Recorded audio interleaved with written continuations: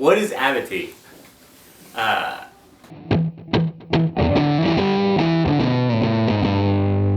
What is Abati? What is Abati? Abati. What is it? Well, Abati is a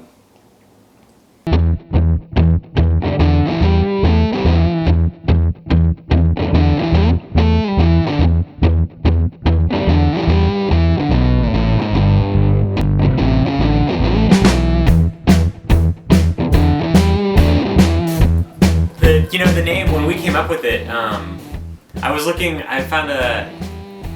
for old-fashioned words like Civil War time or like Old West words. It's a method of defense, is what it is.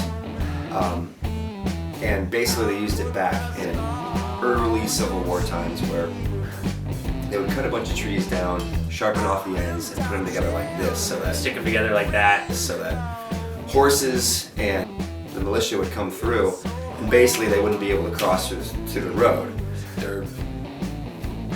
They're old. They're vintage. They're retro. That's kind of this band. We have a very retro sound. It's not mainstream music. What's going on right now? We actually, I think for the first half an hour or whatever after we came up with the name, we actually thought it was Abatis. Like we were saying it wrong ourselves. We were like, Abatis, that's awesome. Rolls off the tongue, Abatis. And then we looked up the actual pronunciation. We were like, oh, it's Abati. Okay, well that's still pretty cool. People, that won't be confusing. And then every fucking time we go to a show, it's like, so why Abatis? Abatis. But anyway, Abati.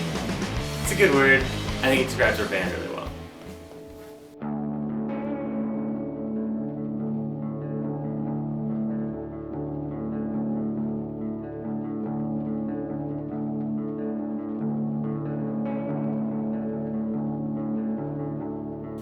Started playing guitar when I was 10. I went to one guitar lesson and then I quit because the guitar teacher wanted me to kind of do a bunch of music I didn't like and learn solos and really get into a really heavy guitar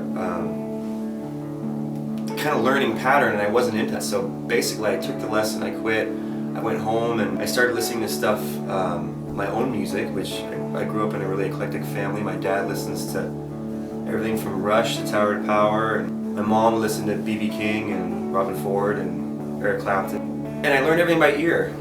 So I would listen to a song on the radio and I would tune the guitar to what I heard and I would play it that way.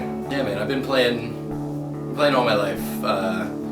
My dad, my uncle, my mom, my grandma, several aunts played. So music's in the family, man.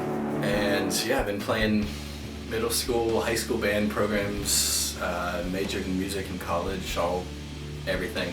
It's something, it just hooks you, and it's weird. And people like called it like you get the acting bug, and that's the only thing you can do, but you get the music bug, and that's all I want to do, all I can think of doing with my life. And yeah, man, it's just I love it. I could not do anything else. I started off playing rock. Like that's what I loved when I was in middle school.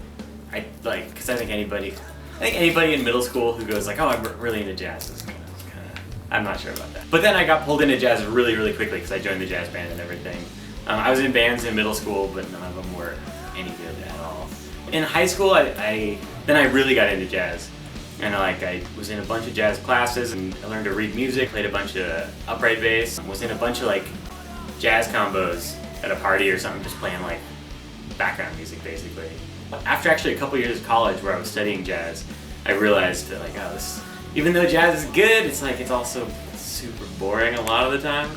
So I started listening to what I liked again. So Nirvana, Live, Nine Inch Nails, Soundgarden, Green Day, and then I was just kind of dicking around with a bunch of music stuff, just kind of writing my own stuff and playing some jazz gigs just to make some money. And then that's how I met Ben, the drummer.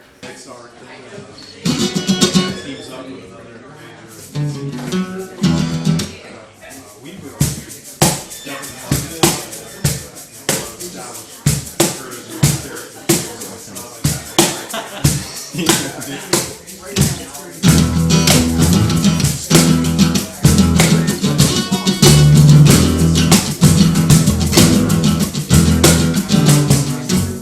wrote a couple songs. I went in the studio myself and I recorded everything. I had my cousin, who's a phenomenal drummer, come down and drum for me. And I just wrote these 2 songs and kind of labeled it as a really just nothing kind of thing. And I said, hey, this is what I sound like. And put it out on Craigslist. And I said, I need a drummer and I need a bass player. And if you like it, give me a ring. And got a lot of people responding to it. And some of them were really great and some of them weren't. But in the end, I think I had about 10 drum auditions and about 12 bass players. And then Ben came, and the funny thing is that he actually moved from West Virginia about a year beforehand. So he was new to California. He was just on Craigslist looking for bands to join, and saw my ad and came out and auditioned. And right when we started playing, it was like, okay, I knew that he was going to be in the band. I mean, it was that simple. And I've been in a lot of bands, I've played with a lot of people, and some of my best friends weren't as gelled as him, as a complete stranger. I knew Stuart through playing jazz stuff, of all things. It's like, man, I know this jazz bass player. I don't know if he plays rock and roll or what the deal is. And he came in for a rehearsal, and the 3 of us hit it off. And it's just weird how shit like that works out.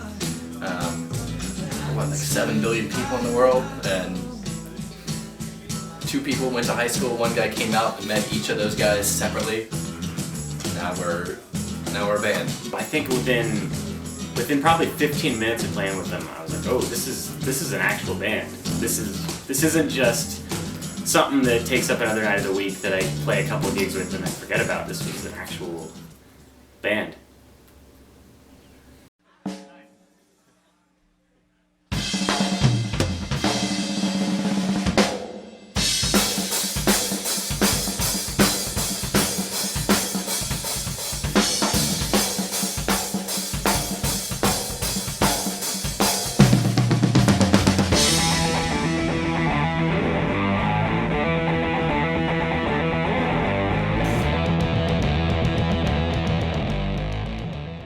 They're 2 of the best musicians I've ever played with.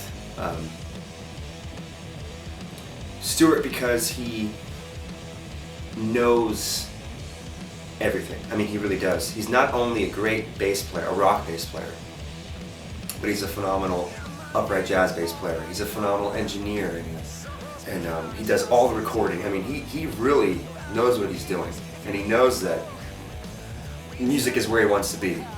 And Ben as well. I mean, Ben is this insane, intense jazz drummer, and it's like, if you really hone in on watch Ben play, his drum style is insane, you know, and he's not 100% a rock drummer. He takes a lot of that jazz and he puts it in there, and you don't really find that anymore. You got a straight 4/4 rock drummer or a really out over the top jazz drummer, and he just puts them both together. So I love those guys, and for knowing them, I went to high school with Stuart and knew him in passing, and I had just met Ben 2 years ago, so really knowing them like this for only 2 years, we've become a family, and it's really important to me that not only can we play music together, that we get along, we can do this stuff together, we can be together for a week on a tour, or sleeping in a hotel room on the floor. I mean, it's like, you need to know that person and be comfortable with them. And with these 2 guys, I think more than anybody else, I definitely am. It's just, I mean, it's the musicianship of Ben and Sean. Like, they both, like, Ben's just an insane, he's a monster of a drummer. And then Sean's got 10 times more drive than any other person I've ever played with. Just, like, musically and pushing the band, it's just like, he just pushes ahead like no one I've ever met. I don't know if these guys touched on it, but I'm kind of a slave driver when it comes to certain things. And then his voice, it's the same thing. It all just comes from, I think he's just got so much drive and power behind him. So he just, his voice, his guitar playing, his songwriting, everything, he just keeps raising the bar no matter what. We're 3 guys playing music. We love what we do, and I think that translates through the music. But the reception we've been getting has been great, and I really feel. And you've played in bands, and you're like, yeah, this is fun, playing with such and such, and we're doing the cover scene or playing in this, but you don't feel like this could be it. And this is the first band I've ever felt that's just like, this is it. When we started this band, I put the Craigslist ad out, and we had the first real practice with these two guys, the full band. We had a discussion, and I was like, hey, right off the bat, this is not going to be a garage band. We're going to go really far with this. If anybody's uncomfortable with that, then this is not the band you want to be in. And they told me, yeah, we're ready to do it. Let's do it. And we went from there. So that I set the tone really quick because I didn't want to mess around. I remember when I got home and I told I think it was our first rehearsal. I got home and I told she's my wife. She was my fiance then. But I told my fiance, so I just played with this band, and I think we're incredible. I am married, and I have a wife who is extremely supportive. I recently got engaged, and I love her to death. You know, I'm not home a lot of the time. I mean, we rehearse twice a week. I have an acoustic project I do once a week. I work 40 hours a week. We do most shows on Fridays, Saturdays, and recording on Sundays. It takes a lot of time. I think it kind of might be too much. Well, I was gonna say something that I was gonna regret saying later. Never mind. No, not too much for me. I don't want you to think that. I think for some other people in my life, they wish that I had a little more time to spend on other things. I got really lucky with someone who, before we got married, we had kind of the same conversation. Like, this is what I want to do, and I want to live my life this way, and I really want you to be a part of it. And she said yes, and she supported me, and she's never stopped. I couldn't ask for anything else. I came out here 3 years ago, and she supported me for a while until I got my footing, got a job, found a band, and has been super supportive. Comes to shows, sells CDs for us, does everything, like does her part, and like it's awesome. When we're in the middle of stuff, I think I'll spend 40 hours a week on it. But it's not like anyone's breathing down my neck telling me to get stuff done and put more time in. It's just that's what I want to spend my time on. Let's try and get real rock music back. You know, let's go to local shows and support local bands and really try and get back into the scene for real rock and roll music. That's it. Go check us out, abatismusic.com, because it's gonna be fucking awesome.